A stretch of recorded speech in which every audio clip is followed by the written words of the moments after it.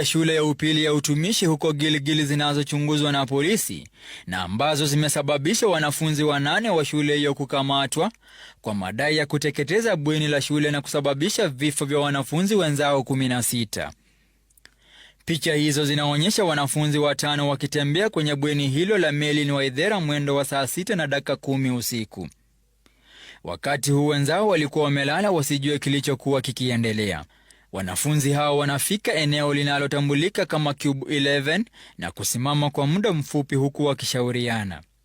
Mmoja wao anajaribu kuficha uso. Mkononi wamebeba champali zao.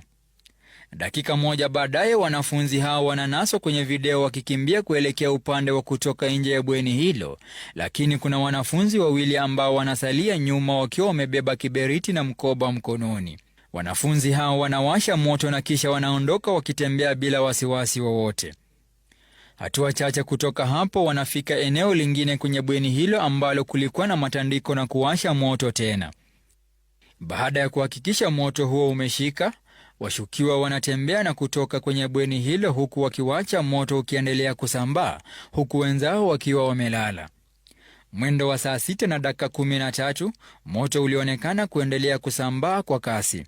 Kuna baadhi ya wanafunzi waliogutushwa kutoka kwa usingizi na wanaonekana wakikimbilia usalama wao. Katika chini ya muda wa dakika 5, moto ulikuwa umesambaa na kuwa mkubwa. Wanafunzi wanajaribu kujiokoa na kutoroka kutoka kwa bweni huku moto ukiendelea kusambaa na kuwafikia baadhi ya wanafunzi waliokuwa wamelala. Inaarifiwa washukiwa walitumia mafuta taa kuteketeza bweni hilo. Moto huo uliwashwa karibu na mlango wa kutoka na hivyo kuzuia baadhi ya wanafunzi kutoroka. Moto ulivyoendelea kusambaa, kuna wanafunzi waliokwama na kukosa namna ya kutoroka baada ya kupata mlango wa dharura umefungwa. Hapo mlangoni wanafunzi 10 waliteketea na kufariki na kisha wengine 6 kuteketea maeneo tofauti ya bweni hilo. Picha hizi za CCTV ni miongoni mwa ushahidi unaokaguliwa na makachero ambao wanaendelea kukusanya ushahidi zaidi. Imearifiwa kuwa jumla washukiwa 8 wamekamatwa kwa kuhusika na kisa hiki. Hii leo mshukiwa mkuu pia alikamatwa licha ya kwamba alikuwa ameruhusiwa kuondoka awali.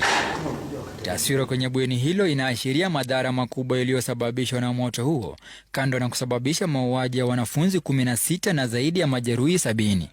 Kwa sasa polisi wanawarai